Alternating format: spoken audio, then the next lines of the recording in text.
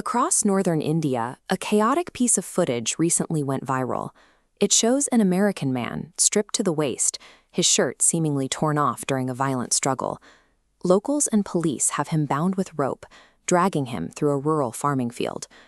This capture took place at the Sonali border crossing between India and Nepal. Under a 1950 agreement, citizens of both nations can move freely between the two countries, but foreign nationals remain strictly regulated, requiring full documentation. Securing this 1,400-kilometer stretch of porous geography is the responsibility of the Sashastra Seema Bal, or SSB. They are a specialized force mandated to monitor these specific transit points and prevent illegal incursions. When SSB officers noticed a Caucasian man loitering near a border pillar, they approached him for basic questioning. Instead of producing any kind of official documentation, he immediately bolted, sprinting directly away into the nearby agricultural fields. That flight reflex instantly escalated what might have been a routine document check into a high-priority border security incident involving both central forces and local villagers. Once in custody, the man offered an intense backstory. He identified himself as Jordan Brown, a 36-year-old from California, claiming he spent 6 years in the U.S. Navy Special Forces. However, despite claiming American citizenship, he possessed no American passport, no U.S. driver's license, and no official identification of any kind. When investigators searched his backpack, they found over 31,000 Indian rupees, mixed with separate stacks of Nepali currency and multiple mobile devices.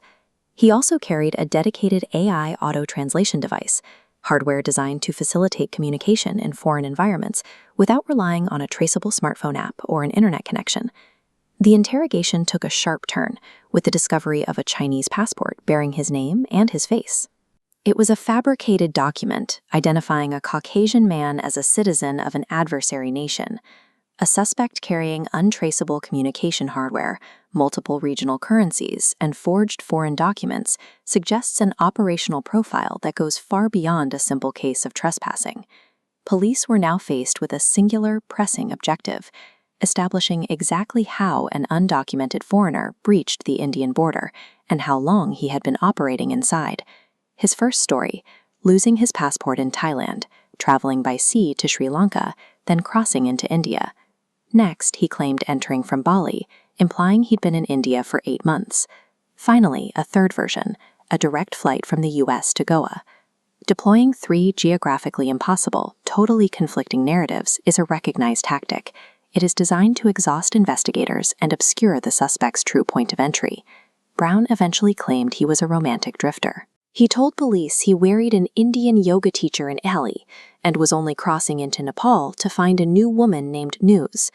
This love-struck traveler persona sits in direct opposition to the physical evidence found in his bag, specifically the forged Chinese passport and specialized translation hardware.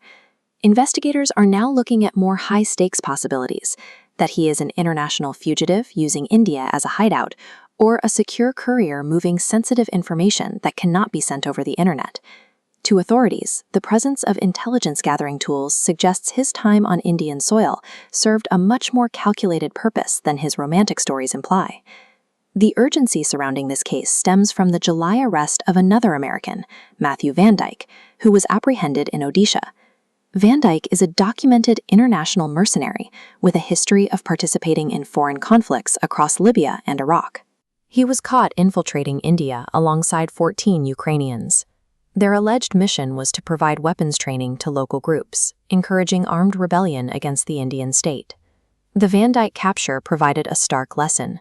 Highly organized Western-backed networks are capable of operating within India to facilitate internal subversion. Investigators are looking for potential links between the Van Dyke network and the mystery of Jordan Brown. It remains a sobering reality that a man with alleged elite training and forged adversary nation documents could live entirely off the grid in India for months without detection. The viral footage of a man dragged through a field is more than a local anomaly. It is a warning flare, pointing to a blind spot in border security that allows foreign actors to operate in the shadows of the interior.